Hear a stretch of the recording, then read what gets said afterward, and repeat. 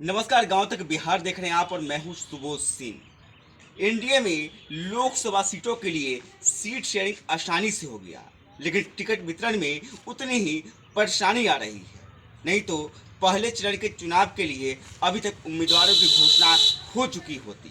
हालांकि हमारी जो जानकारी है उसके मुताबिक जदयू ने अपने तमाम उम्मीदवार जो 16 सीटें लड़ने के लिए जदयू को मिली है उसके लिए जदयू ने उम्मीदवारों का नाम तय कर लिया है और किसी भी वक्त जदयू बीजेपी नेतृत्व से बात करने के बाद उम्मीदवारों की घोषणा कर सकती है।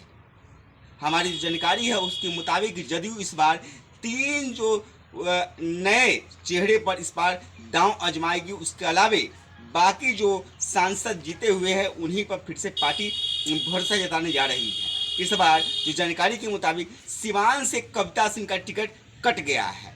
कविता सिंह के जगह पे वहाँ पे विजया लक्ष्मी को जदयू टिकट देने जा रही है। और जो विजया लक्ष्मी है और रमेश कुशवाहा है, पूर्व विधायक जीरादेई के उनकी पत्नी है, उनको सिवान से टिकट मिलने जा रहा है।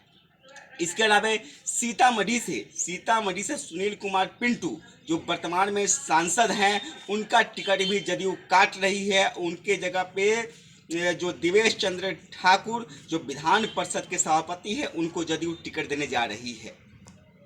इसके अलावा एक नया उम्मीदवार और जदयू देने जा रही है। वो पूर्व में सांसद रह चुकी हैं।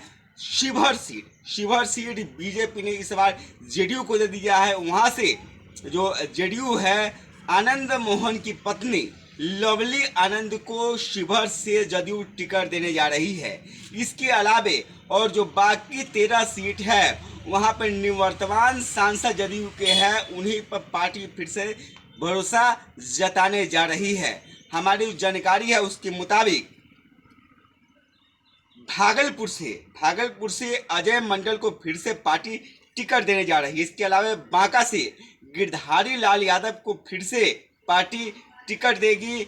गोपालगंज से आलोक सुमन, जहानाबाद से चंदेश्वर चंद्रवंशी को फिर से पार्टी देगी। उसके अलावा झंझारपुर से रामप्रीत मंडल पर पार्टी ने फिर से भरोसा जताया है।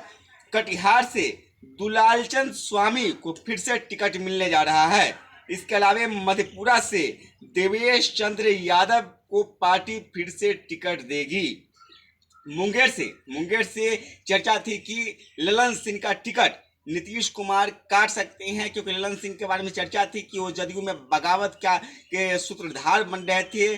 जब जेडीयू और आरजेडी की सरकार थी तब उनके बारे में चर्चा थी कि वो पार्टी को तोड़ सकते हैं और आरजेडी के साथ मिलकर डिप्टी सीएम का पद हासिल कर सकते हैं। उसके बाद कई ड्रामा हुआ और ललन सिंह को जदयू के अध्यक्ष पद से हटा दिया गया। उसके नीतीश कुमार ने फिर से जेडीयू के कमान संभाल ली थी, लेकिन ललन सिंह को फिर से पार्टी टिकट देने जा रही है। कहा जा रहा है कि ललन सिंह का टिकट इसलिए नहीं काटा जा रहा है क्योंकि भूमिहार मतदाता जो है, भूमिहार मतदाता वो बीजेपी का कोर वोटर माना जाता है और वो मतदाता बिदक सकता है। इसीलिए ललन सिंह को फिर से पार्टी मुंगेर से टिकट देने जा रही है। नालंदा से कौशलेंद्र कुमार पर फिर से पार्टी भरोसा जताने जा रही है। और पूर्णिया से संतोष कुशवाहा की फिर से लॉटरी लगी है, उनको फिर से पार्टी टिकट देगी। सुपौल से दिलेश्वर कामत को फिर से पार्टी ने मैदान में उतारने का फैसला लिया है। वाल्मीकि नगर से सुनील कुशवाहा को फिर से पार्टी इस बार आजमाएगी। यानी जदयू को जो उम्मीदवार है वो तय हो चुके हैं, किसी वक्त घोषणा हो सकती है। और जो 13 जो सांसद है उनका कंफर्म इस बार टिकट है। एक जो यहाँ सिवान से कविता सिंह है, उनका पार्टी टिकट काट देगी। इसके अलावा जो सीतामढ़ी में सुनील कुमार पिंटू जदयू के सांसद थे। पिछली बार जदयू ने जिस उम्मीदवार को टिकट दिया था उसने चुनाव लड़ने से इनकार कर दिया था। उसके बाद जो सुनील कुमार पिंटू का बैकग्राउंड बीजेपी का रहा, बीजेपी से विधायक रह चुके हैं, मंत्री भी सरकार में रह चुके हैं बिहार सरकार में, और उनको नाटकीय तरीके से जदयू में अंत समय में शामिल किया गया था। उसके बाद जदयू ने सीतामढ़ी से उनको चुनाव लड़ाया था। हालांकि बाद में जब नीतीश कुमार ने पलटी मार ली थी और आरजेडी के साथ सरकार चला रहे थे और लोकसभा चुनाव में जब 5-6 महीने ही बाकी थे, तब सुनील कुमार पिंटू ने नीतीश कुमार के खिलाफ में बयानबाजी शुरू कर दी थी। तभी नीतीश कुमार ने उसी वक्त घोषणा की थी कि देवेश चंद्र ठाकुर वहाँ से उम्मीदवार सीतामढ़ी से जदयू के होंगे और जदयू ने इस बात को फाइनल कर दिया है कि वहाँ से दिवेश चंद्र ठाकुर ही उम्मीदवार होंगे और उन्होंने अपनी फील्डिंग वहाँ पे सीतामढ़ी में शुरू कर दी है। और आनंद मोहन के बेटे चेतन आनंद हाल तक राजद में थे, लेकिन जब सरकार परिवर्तन हुआ था बिहार में और बीजेपी के साथ जदयू मिल गया था, उसके बाद चेतन आनंद ने आरजेडी से पाला बदल के जदयू को सपोर्ट करने का फैसला किया था। उसके बाद आनंद मोहन की पत्नी लवली आनंद चेतन आनंद की मां को जेडीयू ने रिटर्न गिफ्ट दिया है और शिवहर से उनको लड़ाया जा रहा है शिवहर सीट, इसलिए बीजेपी से जेडीयू ने अपने पास लिया है क्योंकि वहां से लवली आनंद को टिकट दिया जा सके।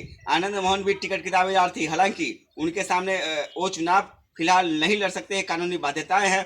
उनकी सजा हाल ही में समाप्त हुई है और सजा समाप्त होने के 5 साल के बाद तक कोई जो व्यक्ति है वो किसी भी तरह का चुनाव नहीं लड़ सकता है, इसलिए कानूनी दावपेच में वो फंस गए हैं, इसलिए वो खुद से चुनाव नहीं लड़ रहे हैं और अपनी पत्नी को वहां शिवहर से वो टिकट दिलवा रहे हैं। यानी जदयू का जो उम्मीदवार है वो फिक्स हो चुका है।